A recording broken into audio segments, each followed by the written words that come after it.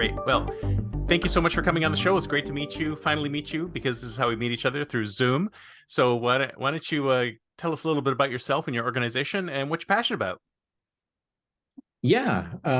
So my name is Dhiraj. I come from Bangalore in India. So I grew up, um, you know, learning and admiring technology in all formats from a long time, and witnessed the growth of what was the original IT boom there in India in the early 2000s as I was still a kid, and it was great fun to sort of grow up there and see what the cool things were at the time, and obviously influenced a lot in terms of what I ended up studying and where I ended up going to school and the things I ended up learning, which was all around engineering and those kinds of things. And I came here to the US about 5.5 years ago now. Wow, it's been a long time. Oh, that's To get my nothing. master's. You just got here, basically. I just got here basically. It, Yeah. it just So feels like a long time because in internet time, like even a month feels like a long time. But go ahead. that's true. That's true. So 5.5 years to get my degree in grad school at Duke. And then nearly 2 years now at Unit21, prior to which nearly 2 years at my first company, and then a few months in between at a second one. So I started my career here in product, mostly influenced through my first job in India. So I worked for Robert Bosch, which is obviously a global giant in terms of manufacturing all the different components that go into all these cool sensors and actuators for cars, for various different things. I was in the industrial automation division, so was the first project I did was helping build firmware that controlled robotic arms in hard to reach places and those kinds of things. Ooh, cool. That's really cool. Yeah, so yeah, it was fun it was actually the engineering, what you might imagine engineering is actually like, and lots of industrial drives and controls project after that. Basically midway through that 2 year period, I actually realized that I wanted to do engineering, but not exactly in the way of that I was doing it, which was essentially writing code and going there, and at a much larger company as well. I prefer to have some visibility. I prefer to have client, client facing roles. Sometimes I don't know if that was the right call, but I did. I've been in both I did want situations, to and you've got pluses and minuses to both. So I totally understand. exactly. Exactly, right. So I went through that period, and then I talked to a bunch of PMs that were at Bosch. Very different process to what kind of I morphed into and evolved into doing over time, which is very agile, super agile, maybe too agile in some cases in the startups that I've been working in. But Bosch was a lot more rigid. I think the requirements there were always like, hey, we already know we need to build. We already have everything finalized. It's just more of a top-down approach, but you still do need that management element. Isn't that And that's where I kind of isn't that what things are like in sort of hardware firms? Because they're so, I mean, you can't do as many yeah. iterations and you can't be as agile as you can with software. Is that true? Exactly. The feedback loop is much longer. The initial cost, the upfront cost is much higher, and things like that. And of course, components and physical things and all of that come into the picture. The obviously the manufacturing lead time on those things, which I wasn't in that company during COVID, but I'm sure those kinds of things were hit pretty hard as well. And so those factors come in. Obviously at the time wasn't mature enough to understand that as a 22-year-old, but like it was great fun because I was able to learn so much about the entire sort of software development lifecycle, learn so much about myself as well, which was that like engineering was fun. Engineering is something that I'm passionate about, probably not something I want to do day to day, but I do want to stay as close as possible. And so product seemed like the most logical path Right. at the time. And like I said, lots of coffee chats, lunch chats with PMs at Bosch, whose roles were different. Like I said earlier, which is like some of them were just like product delivery managers, which was like they were only managing rollouts and they were managing that side of things, more like PMMs as you might think about it. Some of them were still trying to manage agile processes within Bosch, where they were building internal tooling, they were building cloud-based service, they were building all sorts of things. Eventually I realized that was the right thing to do, and so I came here to do get my master's in engineering management, wrap that up, and then got a job as an APM at a company called Emergent Technology. I think they've rebranded now to Kenta. It was interesting because it was very interesting because that company went through a few transitions while I was there as well. I started as an APM, ended as the only sort of person with product and context 2 years later. So Is it a small startup? started, Is it was yeah, it a it small was a startup? small Okay. startup, which Yeah. which grew, which had its troubles with the pandemic, which continued to sort of grow and evolve. And so Were they software product, or what did they actually end up doing?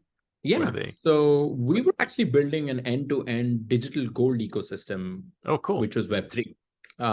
So essentially, not only were we focused on sort of tokenizing gold and converting it into, quote unquote, stable coins or crypto, we were also focused on the supply chain problem that exists in jewelry, in gold, in that industry, right? Where it's like, blood Interesting. I can see diamonds what and drew you all. to it. That's an interesting space. That's a really interesting space. Exactly.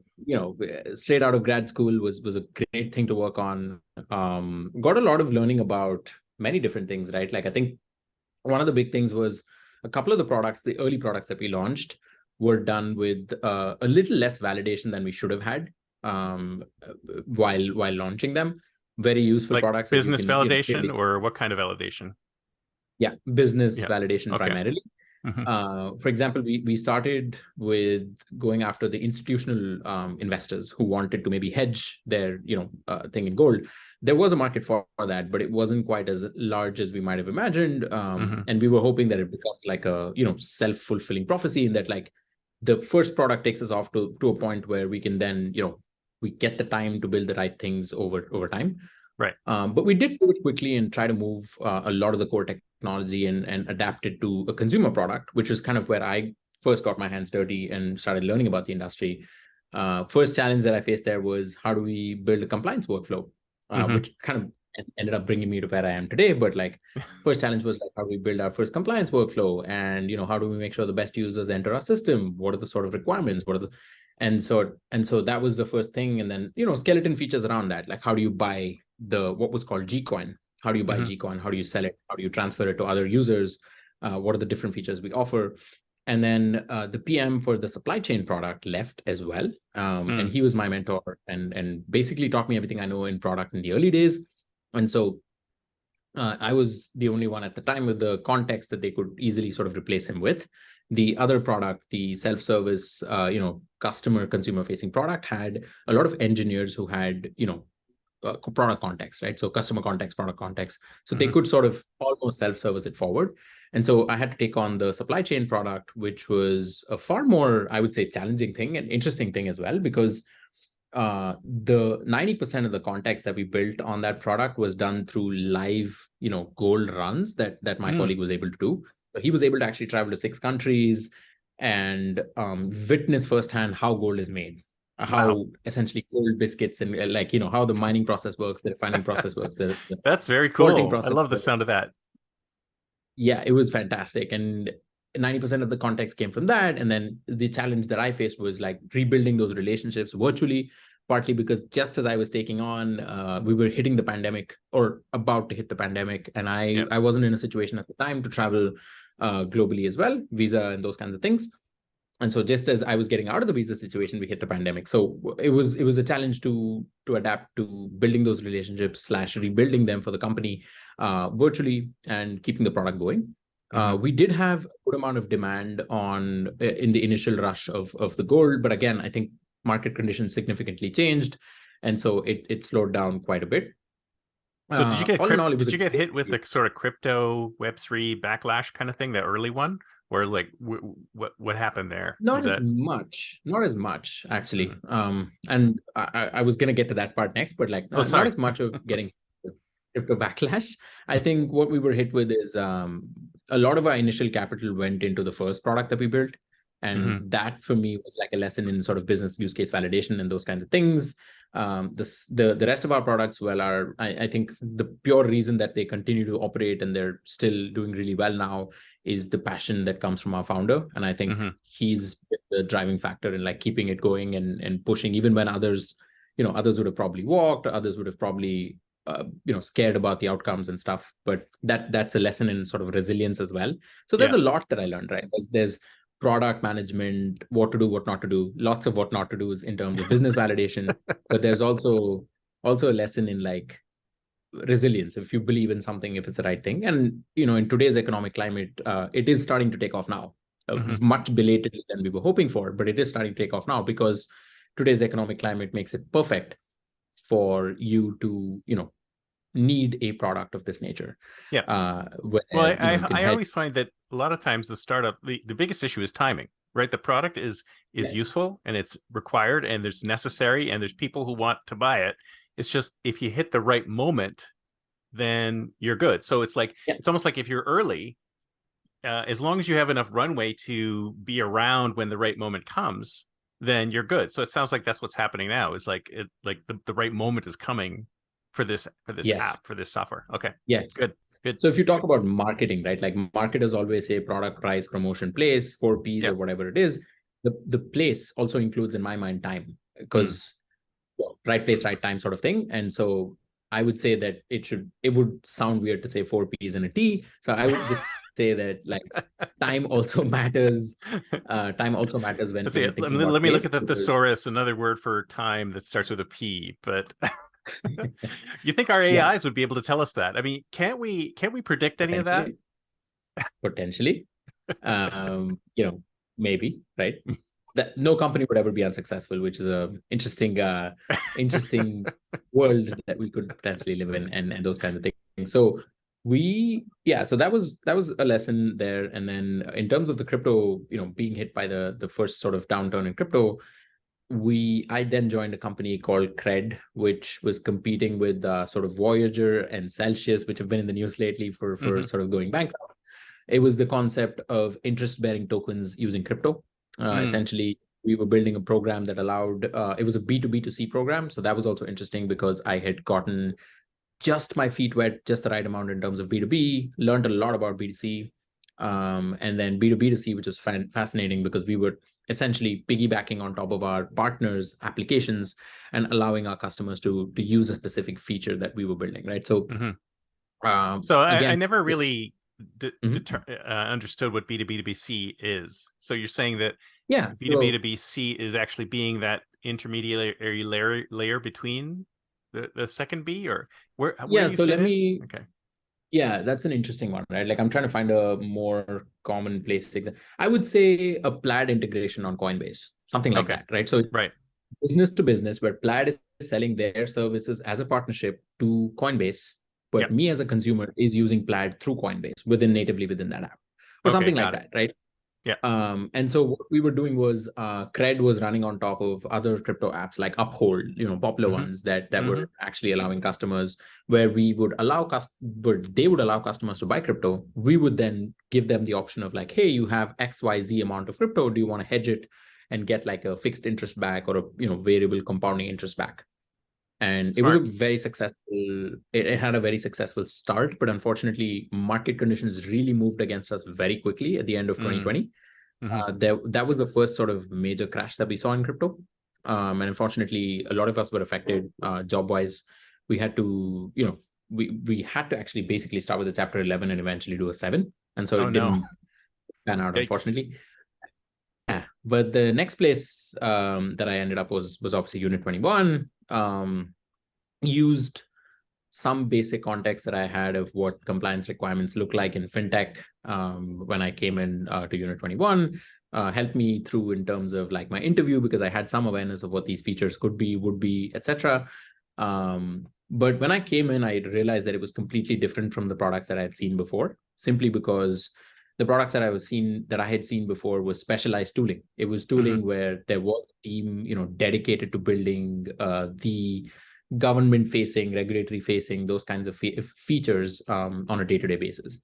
Whereas Unit21 was meant to be a enabler as a tool in terms of like making non-technical people feel like they were, owning their own infrastructure, which is very different because some of the existing tools in the space, your older Fiservs and Comply Advantages, they have fantastic feature sets that cater exactly to the needs of banks and things like that. But the infrastructure is still controlled and owned by engineers internally. So what I mean by that is the person writing and managing your rules is still someone fairly technical. It doesn't have to be engineer in the traditional sense. Maybe it's someone BI, like I don't exactly know, right? So like it is more of a technical persona. Whereas we unlocked that, where people like head of fraud risk could come in and write very nuanced rules that could do very weird things if you needed it to, or like customize things in terms of each customer's use case. In fact, our current head of fraud risk, Alex, actually came from one of our customers because he had been working in fraud for 15 or 12 to 15 years before that, and hadn't seen a tool that actually gave him that flexibility, and was one of those perfect storms where he was a perfect user persona for us, turned into a champion internally, turned into a champion externally as well, started joining our webinars and sort of telling people what he could and couldn't do with the tool. Eventually, he just decided to join us, which is fantastic. And now he's doing that kind of for the company, right? Where he's like, hey, here's the different things we can consult with you on, and here's how to get your fraud stack off the ground. Here's how to use a tool like Unit21 to change rules within a matter of minutes or hours versus weeks and months, where like, hey, there's a fraud pattern detected, let's change our rules. Engineers are going to be like, because I'm a PM, I understand this very well. Like engineers are going to be like, yeah, we'll put it on the roadmap, right? And the roadmap is a never-ending list of things. There's always something that takes priority. And so we provided the opportunity to make small tweaks. Like you could change something right now and you could, test it against historical data to see if this would have caught that fraud pattern. You could test it against something that we call almost like stealth/shadow mode internally, which is like you could run it against live data as well, but not actually generate alerts. You could just do it from an analysis perspective, just like running something in real time. So that's where our original market came from. And that's where we were able to convince our customers of our value. And I just came in at that point where, our first set of early adopters were already on board. People were super excited to use this. And over and above that, the next natural steps were like case management, peripheral things over and above that, like, filing to the government, filing to FinCEN, verifying identities, which was its own thing, because it's like, if you're already doing, A and B of this entire ecosystem, you should also be doing C and give them the holistic experience, whole product experience that they deserve, right? So it turned into a system where we had to do all three things. But it's each of them carry their own challenges. For example, case management, making it as polished as possible is hard. Scaling it from small to mid-market type companies to actual banks and enterprises is very hard as well. They're used to slightly less customizable UIs, if that makes sense. Oh yeah. Where like our original slightly less. Yeah, far less, right? So our original strength turned into something where it turned into a gap for them. So that's been an interesting challenge, or an interesting thing to ride for us, interesting line, I would say.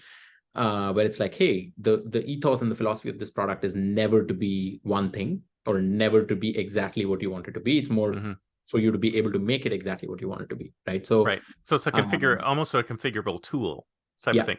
But can you just back up a little bit and just tell us a little bit about where that fits in the ecosystem? Like what kind of customers are using it? What does it plug into? I still don't quite understand exactly how it works. Yeah, that's a good question. So we serve, today we serve fintechs primarily, a few banks as well, where essentially they are using us to run their entire risk and compliance operations. Oh, wow. So it's like a small bank that would have it out of house? Because I'm assuming you're not talking about Citibank or some of the larger banks that probably have internal fraud ops. Okay. So even with the Citibank and larger banks, right? Like, so they do have in some cases automated tooling, machine learning models, and things like that deployed by engineers internally. But there is still that case management element. There is still that regulatory report filing element that is super, super manual today, which they're looking to automate. So there is a business there. But making an impact on the bigger banks is not an easy thing to do. It takes Tell me about it. I've worked for at least two of them, and I know it's tough. Yes, I saw that. Yes, and so it takes a concerted effort to get to where we need to be for that. So we're building towards that. Smaller banks, yes, today, primarily for the case management element as well as the transaction monitoring element. Again, like I said, they do build their own machine learning models, but how many will you build? So if you're a bank, or if you're a smaller bank, or if you're banking as a service platform, your core goal is not to build fraud stacks, right? Or anything.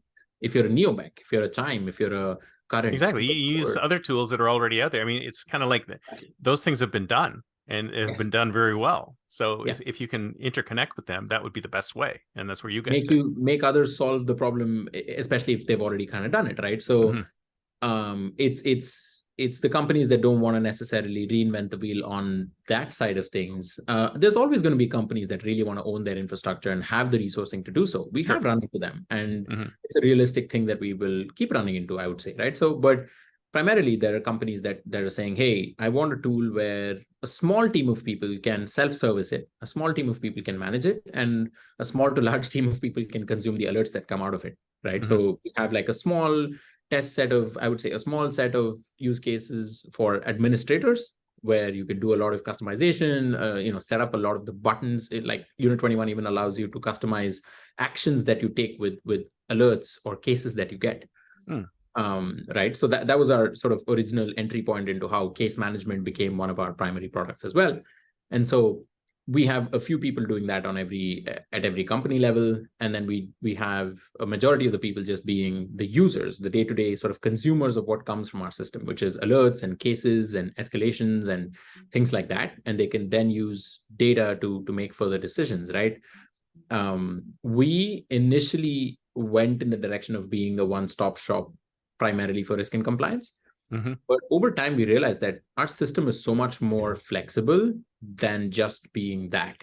So like, for example, we've started unlocking use cases in like marketplace fraud, which was not what you would call a traditional market. It's not a Chime coming to us saying, hey, someone used my Chime card to do something strange, or it's not someone saying, hey, someone failed their KYC, right? It's very different. It's something where they say, we've banned this person before, or this person has been blocked before. A lot of these marketplace type systems don't prioritize this at all. They're more e-commerce focused. They're more business focused on that side.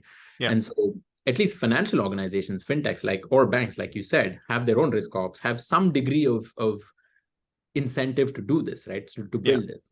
But like you said, I mean, they're only looking at those like narrow set of transactions that occur. They're not looking at these things that are further out. How did you find out that you'd be able to play in that space as well? The founders actually had that vision from the beginning when they scoped out the original product for transaction monitoring, so to speak. Our APIs, for example, is called the Events API. So it's not just transactions that you can model against. It's like events, something happens, right? Something happened, yes. So we also consume action events. It could be logins, it could be changes of passwords, it could be, logins really matter because it's like IP address. We've captured the IP address of where you've logged in, you've sent it to us, and you're saying, if this person has changed their password more than once in 2 days and they've logged in from a different IP address, block them, right? It could be an account takeover. And so that's how you sort of model with our system. And so we realized, some small tweaks, some small data optimization efforts sitting with our customers could actually help. And so that I would say is fairly nascent as a business unit for us, but it is something that's an ongoing thing where we have use cases that are coming out with marketplace fraud. We've explored other areas of fraud as well, versus just sticking to fintechs and finances, where fintechs and finances or financial organizations, we did compete a lot of the time with internal builds. We competed a lot of the time with unscalable internal builds, and that's why they end up to us, right? Scalability is the thing, I think. Of course. I mean, we look at a lot of these banks still have their big iron from the 70s running at the very, very far back that nobody even knows about. Yep. So it's interesting how it seems to be just layer upon layer upon layer upon layer upon layer, and it's like if any one of those layers fails or doesn't do the right thing, then you're screwed. So you want to fit the proper layers in there, and I'm assuming that you can also augment like a bank's current setting. So even if they have their own fraud people, you can always go to you as well, right? Yeah, they definitely can, right? So even if they build some version of what they have within our system in terms of rules, like they can then continue to enhance them and optimize them over the longer term, right? So if you're talking about having a very rigid and a very, very nuanced set of fraud use cases that only you as a company understand, building internally makes sense, or like starting with that makes sense. But how long can you do that? Because things change a lot, right? Like, for example, I was reading there's this Twitter account that actually gives you context about like how car prices are moving over the last couple of years and things like that. So he was tweeting that or they were tweeting that auto loan fraud is going to be huge in 2023. And so I don't know how many of the direct FIs it actually affects, but it is something that's evolving. And then you get with crypto, obviously we've seen all sorts of random things, companies themselves running, essentially fraud, or employees within companies doing fraud, and like all sorts of things. And so it's a constantly evolving environment. And I think a static and rigid approach has hurt banks, fintechs, cryptos in the past. And obviously with cryptos, regulations are coming and things are tightening up, and and stuff like that. So it is better to sort of abstract that layer out of your company. But like I said, we're always going to have to compete with these internal builds, and for some companies, it's always going to make sense to do that. It is probably more expensive, but if you do have the big scale and the size and the money, it probably doesn't matter to you as much as well. And so I don't think there's a downside to having an additional check or an additional look at it from a different angle. So what is it that makes your solution different from everybody else's? I mean, do you apply AI? Is there machine learning? What is the thing? Like, how can you identify those transactions that, say, somebody else would have missed? Yeah. So to be honest, like one of the things we originally set out to do was go along the machine learning route very quickly. But the thing that we realized is that we're not actually serving or catering to one industry, yes, but like one vertical per se. We cater to lenders, peer-to-peer payments applications, crypto systems, exchanges, neobanks, and we realized that their thresholds, their idea of what risk and fraud means to each of them was very, very different. And so if we took the heavy lifting, we did the heavy lifting of training models and saying that this is fraud, this is not fraud, or this is a risky entity, this is not. It became something hard to justify and maintain and build confidence in, especially as sort of starting off. So what we chose to do instead was index for customizability on things that you self-control, where it is still not fully automated. It is human in the loop, machine assisted. That's the let's say official lingo that we use, which is human in the loop, machine assisted investigations. And that's what we continue to do. However, we are a technology company at heart. And so we weren't going to just sit idle on some of these hot spaces of AI or ML or anything like that. And what we chose to do was is optimize efficiency using machine learning, which means, yes, there is a significant manual effort that goes into setting up your workflows, setting up your systems. But once you have set up those systems, and let's say you've created 15 rules that do very specific nuanced things, and Unit21 generates 6,000 alerts in your dashboard, and you're like, I'm overwhelmed. What am I supposed to do here? That's when we come in with our ML and say, hey, based on prior activity across this and other fintechs in our network, we know that alerts of type A, B, and C are likely to be highest risk versus alerts of type D, E, and F. So we'll help you sort of order and prioritize those alerts. And so you can be like, okay, I know you have 6,000 alerts. I know this thing, but we can tell you which one would potentially cause your business the most harm, which one would potentially be the most useful for your team to look at this moment in time. Right. And so we essentially do something that I wish someone would do for me, which is I have a list of tasks and a list of things which are all apparently high priority. Yes. And so I don't know which is the highest priority and which actually is likely to get me the best outcome. And so it kind of does that without necessarily going into, saying that this person is a fraudster or saying this person is a bad actor. We'll just come back and say, hey, activity that looked like step A, B, and C, the next step was usually that you filed a regulatory FinCEN. Do you want to just skip to that? It's on those lines, versus anything else. Okay. Very cool. It's less of I'm going to automatically order something to your house like Amazon. It's more of people who did this also did this. Yeah. Right. But isn't that something that you'd want to get to eventually? Because like you said, it sounds like the volume just keeps increasing, and eventually you're going to have to add some more AI into it to take maybe the less risky cases. So maybe you'll say something like, okay, if it falls below this level of risk, then let the AI handle it. Yes, those are potential areas, obviously, that we're exploring. And now the data volumes on our system are high enough that we can actually start to do a concerted effort around thinking about it. Which actually brings me to the sort of next area, right? Next area that we're working on.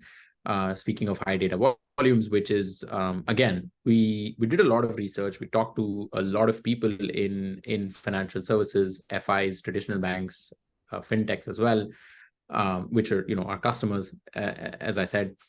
And we learned that there is no collaborative data sharing that happens that helps fraud use cases get detected early enough in fintech. It happens Really? in banks. I'm It happens in stunned. banks.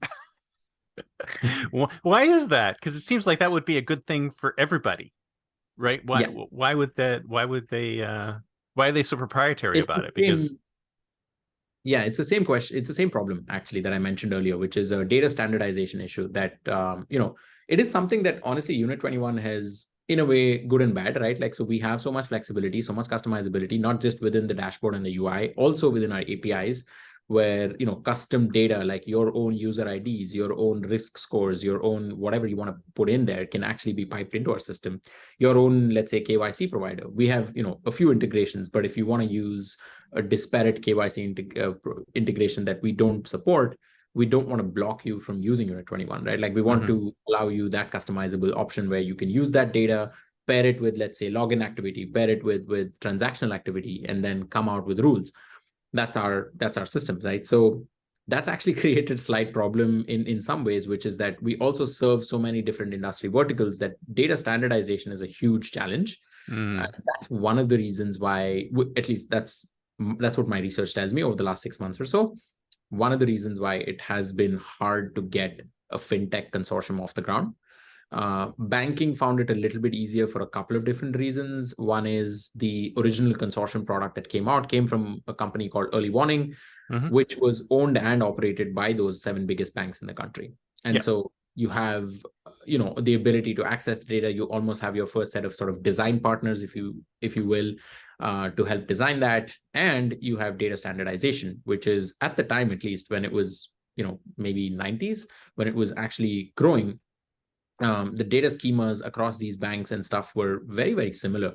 And the product differentiation was quite low. It was more like the user experience of like what maybe at the time, even the human element mattered a lot more than it matters today, right? Which is like how you treated when you go into the bank, those kind of things, right? So it was a little bit easier to abstract and make it a pure fraud consortium where it was like, hey, based on all of these different things, we know that this person is a fraudster. So if a Dhiraj comes to you from Wells Fargo and tells you he wants a Chase account, make sure that you take a quick look at who he is and what he's doing to ensure that he's not a bad actor that we've seen before. And obviously there's things have also evolved in many different areas now, which is like privacy, right? So privacy tech and privacy law has changed so much, especially in the last I would say 6 to 7 years, since the advent of GDPR coming through, or whenever the first whispers of GDPR were heard across the world. That changed perspective quite a bit on these companies, which is like, hey, we don't want any sort of PII issues to come through. It was already a big thing in finances, right? There was PCI compliance requirements for cards, those things. It only got magnified, rightly so. It only got magnified especially because things moved online. There was a lot more forensic fingerprint type data that became more important, especially as the human element, like I said earlier, disappeared. You knew more about the person without looking at them than you did by meeting them. And exactly. So that space has evolved. And so that was a challenge, right? That is to this day a challenge. And so when we did our research and when we started developing, the first thing we did, actually, even if our product for like the consortium or the data storage wasn't fully mature on day one, the first thing we did was index for how do we protect this and encrypt this PII and personally identifiable information, right? So we built an encryption hashing algorithm that actually ingests this personally identifiable information in clear text format and spits out what we call Bloom filters. Bloom filters are a way of doing privacy preserving record linkage. So essentially, we only ingest the Bloom filters into our consortium product. And what that means is we will never be able to sort of recreate what it means. If my name resolves to Apple and Orange, you will only know that Apple and Orange has been seen across 5 fintechs. You're never going to know who Apple and Orange is and what Apple and Orange actually means, because you're the one who owns that information as a fintech, as a bank. So you send us the information after encryption. We will obviously support you with that, but you send us the information after encryption, and then we will essentially ingest only the hashed version of those PII elements, match against that, and tell you if we know anything about you. Now, the anything about you part is activity across different fintech platforms and activity across different banking platforms that this person has displayed. Because going back to what I said a couple of times already, which is you now know more about a person virtually or looking at some sort of a dashboard than you do by talking to them as a person. Oh yeah, absolutely. Okay. And so that's the world we live in, unfortunately. And so we now want to give you the information of everything this person does across their fintech accounts, not just when were they flagged for fraud, are they a fraudster. We've, like I said earlier as well, we've not traditionally been a decisioning platform that automates this for you. We want to be a data platform that gives you the information to make that decision effectively. That's not to say tomorrow that this consortium could not power some sort of decisioning system on our side. It absolutely could, right? It's fully open to us to do that. But the way we think about it today is we won't tell you that Dhiraj is a fraudster. We will tell you that, hey, here's a Google search on Dhiraj, right? Like we know that Dhiraj has a Chime account, a current account, a Coinbase account, a Binance account, and a brokerage account with, I don't know, somewhere with E-Trade or something. Yeah. And here's his activity across those different companies. Here's what he does. Here's the usual typical login behavior or typical account behavior for him. He's had his account for 4 years. He's had a neobanking account for 3 years. He logs in between 10 a.m. and 6 p.m. every day. And he logs in typically in the San Francisco IP region, right? Yeah, because people are creatures of habit. You know, they do the same things over and over and over again. It's easy to build a pattern. And then when you see breaks in the pattern, then that's a flag.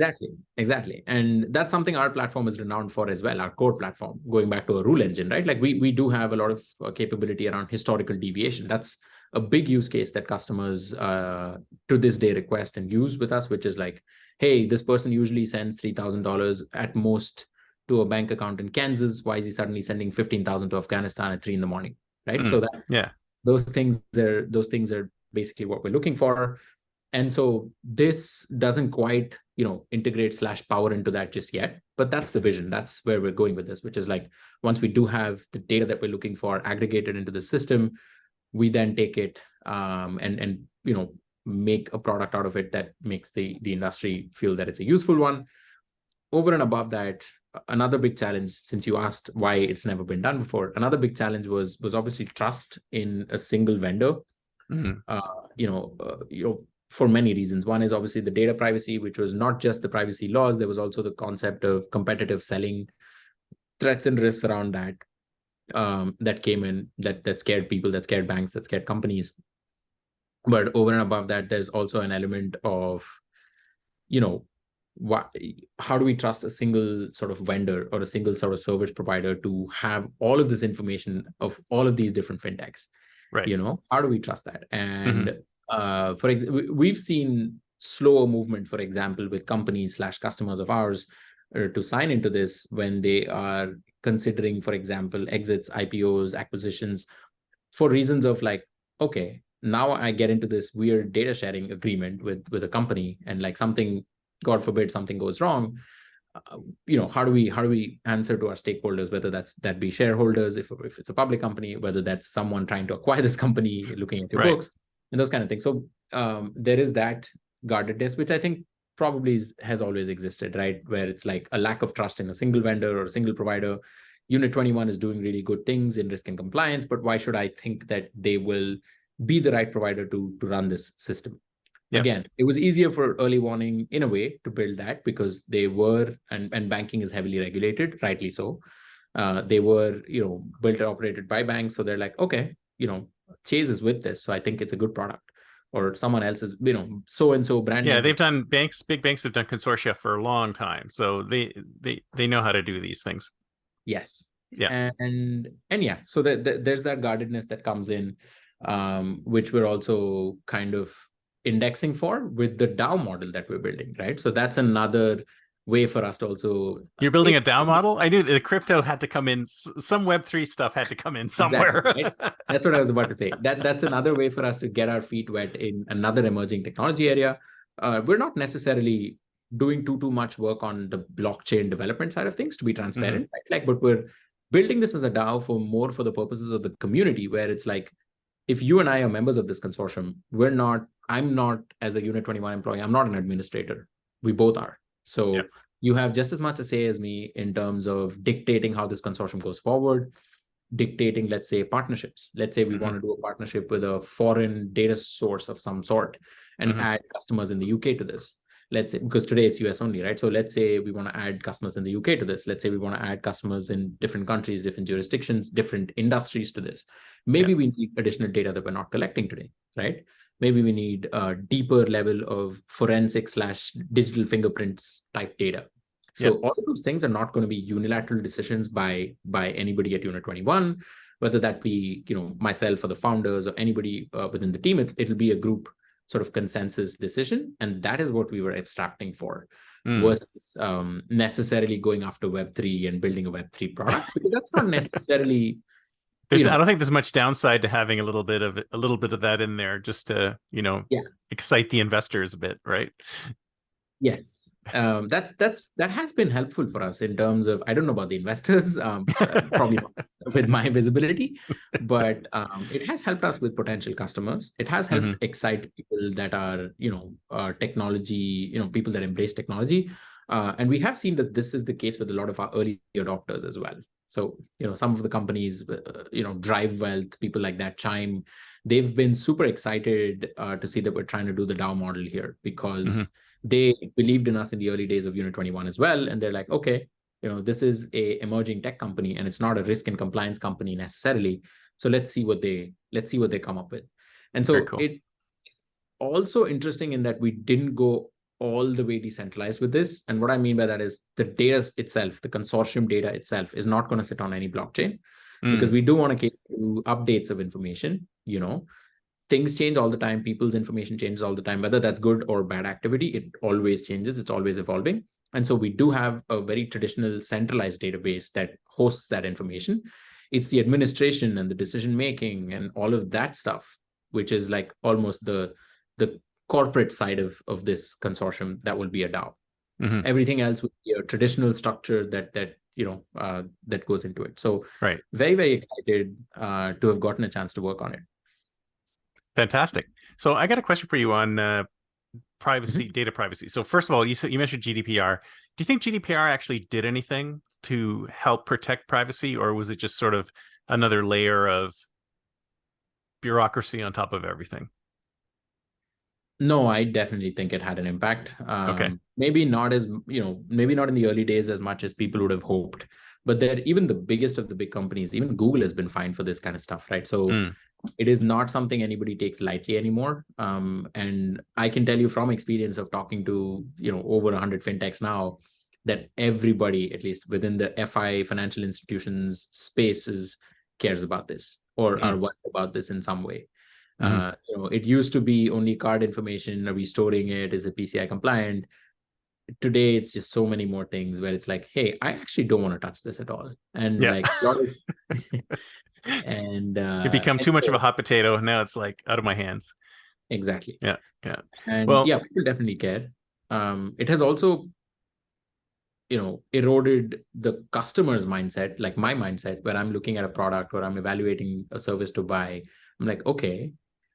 Sometimes I think a lot before providing information. I'm like, is this actually necessary for me to get let's say I'm trying to do something really simple, right? And they ask for like some sort of SSN type information or like something like that. Like, is this really necessary? Like, I always cross-question things. Maybe I don't have the power to really cross-question them sometimes, but I can always abandon. If someone asks for SSN and I don't want to provide, I can always abandon. I've seen this on the other side as a PM, where people abandon our workflows when SSN was requested. We had to do a lot around explaining why it matters. We're going to give you 1099 forms. We're going to do all of these different things that helps you. But it has definitely eroded its way into the customer mindset. Gen Z, millennials, they do take a second look. I'm sorry, So I I think I did talked to you. So I did a project for the World Economic Forum in the mid 2000s, looking into data privacy, and it was right after the big Facebook, the very first Facebook leak, where tons of data just got out there, and there was a huge yeah, uproar about all this data privacy. So we thought, or we postulated that there was going to be some way of people owning their data, and they could just say, "Okay, this is my data. I can put it wherever I want." And then other people can come access it. And it seems to me that every time there's a data leak or whatever, this comes up again, but then it disappears because it seems like people individually aren't really all that worried about their data. I mean, on the surface, they are, like you said, they have that slight, like we said, like, why is this game asking for my SSN, right? This yeah, game, it's just a game, right?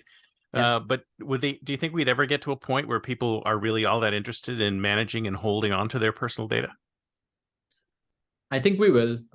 There needs to be more education, and I think there needs to be a, not to say this or like this didn't come from me, but like I think there needs to be a few more serious leaks before people actually start getting affected by it. There are enough scams out there today where you could go into the dark web and find a bunch of SSNs, find a bunch of phone numbers, and do all sorts of things. People have become relatively immune to these things, but if people were made aware of what the source of that is, then you never stop and think, right? Like I just before I started this podcast, I got a call from apparently Amazon telling me that I have an unauthorized payment or something like that, right? And so I know where it comes from. I know that I must have submitted my information in some sort of online form. Someone was crawling it, took the information, or the company in question sold it, right? So it's Yeah. one of the people don't still think enough about that element of what the source of these things is. Fortunately, a lot of people are educated about scams, and I think Hmm. banks are doing a fantastic job. When you log into the Chase website today, it's like, hey, don't fall for this particular thing. If you click into it, you get a whole tutorial on what are the different elements that go into it. So people like have gotten better about understanding, and they have better educational exposure to it. However, that being said, I think people still don't think about hopping backwards and analyzing it at a higher level. They're always like, okay, someone got my phone number and they're trying to call me, let me block this caller. Yeah. And so Yeah. I don't know what will push it, to be very honest with you, but I hope something does. Yeah. Yeah, because you see that's like and the scams are getting more and more sophisticated. Like you've heard about Mm. these job scams where they actually create fake companies and Yep. fake interviews, and it's like, I mean, that's a heck of a lot of effort to go through to scam someone out of a few $1,000s. But it's amazing Yeah. how sophisticated these things have become. It's frightening, right? They then collate that with things like immigration. As Yeah. someone who's an immigrant as well, it personally sort of makes me feel bad when I hear about this, where it's something like, hey, we'll take on your visa stuff. You just have to pay us something up front, and we'll give you a job. We'll take on your visa responsibilities and what have you. And you're like, yeah, I hard-earned know. money. I mean, I was on a TN and an H-1B for a while, and I can imagine. I mean, in some of these cases, it just seems like a lifeline. Like when your companies let you go and you realize you have to go back to your home country, and it's like, oh, this comes out of the blue, and you're like, and it's terrible. Some of these people just prey on The people worst who time. are, Yeah, yeah. yeah, yeah, in the most 2023 weakened is state, probably a bad time. Maybe we'll see more sophisticated scams coming out this year, which is really frightening and worrying as well. because they'll So just take Chat GPT and have it create some scams. I don't know. I didn't think of that. Yes, absolutely. Where you can even you as a scamster, you can now be lazy as well, which is Yeah. interesting. Yeah, exactly. So it's the year 2033, 10 years from now. Where do you think things are going to be in 10 years? Like, where will you be? Where do you think the industry will be? Do you think there'll be some kind of consortium of fintechs that are all using the same set of data and rules? I mean, where do you think things are going to be in 10 years? Yeah, I can tell you that there definitely will be a fintech consortium of some sort where people are sharing data and are using the same rules. I also think that this decade, I'm reading about this, and I think I agree with the view, is that this decade will see a lot of consolidation of different fintech use cases, different fintech companies, because there's so much disparate stuff going on right now, a lot of which ties into similar things, a lot of which ties into similar bank charters and like are backed by the same sponsored banks and what have you. So I do see a great amount of consolidation coming in fintech, where everyone wants to be, let's say, a super company or a super application. People talk about apps like Paytm in India as a super app where you can pretty much do anything, right? So Hmm. I feel like that it will So it's like a become bank, but it's not a bank. Is that right? exactly. Yeah. Exactly. And so different use cases will probably come together. Banks are touching or dipping their feet into crypto. So it's all going to sort of collate into one thing during the next decade. And there will be some sort of a data sharing platform, but there will also be more sophisticated ways of people cheating other people. Hmm. Because as a race, we found ways to do that for hundreds of years. And I don't think that's changing no matter what Yeah. technology Yeah. comes through. The same technology, like you said, could be used for good or evil. And so it's going to be a fascinating battle, I would say. If let's say it is 2033, I would see myself being a loyal customer or maybe even a loyal employee of one of these super apps, which gives you pretty much everything that you need. Helps you set up all sorts of different accounts for different needs in different times of your life. Almost draw you in very early into the process. For example, let's say there's a lot of applications today that are doing things to help immigrants build credit, right? It's Hmm. it's a it's a mission that I'm very, very passionate about, and I know that we're actually solving problems for some of these customers now, which is great. So if there's an app that actually draws me in very, very early, the day I land, I install something on my phone. God knows if we'll have a phone by then, but like I'll install something on my phone, It'll be and I embedded in get your eye or something like that. no idea. I can barely deal Augmented with this. glasses. There you go. Yeah. I can barely deal with this. This is a transition lens, and I'm already kind of tired of it. Uh, we yeah, wearables are probably the future as well, but we will see that, like, first day I get sucked into one particular application, they then do a fantastic job digitally reselling me things or upselling me things that they think are valuable to me, learn more and more about my behavior. While that is something that seems scary and frightening, it's also the way to go, I think, in terms Hmm. of data. um but yeah, I think the ways of collecting that will change. I think fingerprinting will significantly change in the next 2 years, 3 years. I know Apple is trying to ban device fingerprinting. Curious to see what happens to that space, because it is an important data signal for us. It is an important thing that Unit21 and companies like us care about, right? Because it's like, hey, it's not just whether or not your ID is fake. We also care about whether 17 people use the same phone to log in and do something specific. Yeah, exactly. Um, Exactly. Right. So that is something that I'd be curious about. But yeah, like I said, frauds will stay, scams will stay, and so will technology. It's going to be a constant battle and a very interesting one. Right. Well, I'd like to ask you, since you've spent some time in the crypto world, where do you think we're actually going to do you think alternative currencies will be more real, like people will be using them as actual currencies in 10 years, or do you think they'll just be regulated out of existence? No, I'm a believer. I think Hmm. we will be using it as a currency. It will destroy borders for payments. That's my Mm. opinion. It will Mm. make cross-border things very easy. It will make payments hopefully more secure. But someone has to get it right. Someone has to Yeah. do the line, and someone has to Yeah, go nobody's doing it from right yet, right? I mean, how long has it been? How long has Bitcoin been around for? 20, 10 years, 15 yeah, years? I don't 11 know. years now, 11, Yeah. 12 years now. Yeah, Yeah. so Yeah. it has been around for a long time. And so someone has to get it right. I don't know who that is. And if I knew, then I probably will be a wealthy man in 2023. So 2033, I want to say. But I do not know who it is. But I think someone will eventually get it right. And we will see that as a mode of payment. Maybe I wouldn't say it would completely replace everything that exists before it. I would just say it could, to start off in the next 5 years, it will augment or support the things that exist. Over time, see what is obsolete or make things obsolete slowly. Because we haven't been able to get ACH out of our lives for Yeah. it's 40 years now. Yeah, that's right. That's right. What do you think? What about So central bank digital currencies? Do you think those will usurp? So you think we'll see those first? potentially, right? There's central banking, there's government stuff that's happening. I know some of the unstable, currencies that they're exploring to do something with the government. I know the Indian government, as an example, having not been traditionally a supporter of crypto, is trying to digitize some sort of currencies. Hmm. And I don't have too much context, unfortunately, but like I do know that one or two of those things will take off in one or two countries, and everybody will want to do it. right? Yeah. It's just one of those things. Yeah, so And I'm concerned that there's going to be, because now there's still an explosion of crypto. There's so many kinds of crypto out there. Some of it's legit, some of it's not.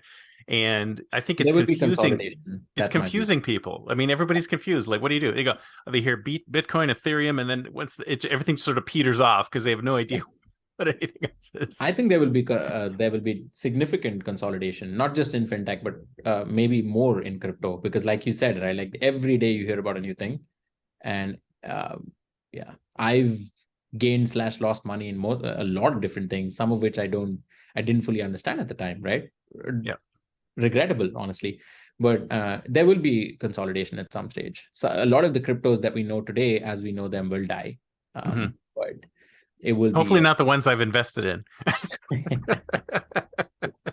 But the thing I find interesting is that they're still kind of investment vehicles. They're not actual currency. I mean, they've got there's some Bitcoin ATMs around here. Yep. There's a coffee shop in Palo Alto that takes Bitcoin. And I'm like, but it's so minimal that it's not really a currency.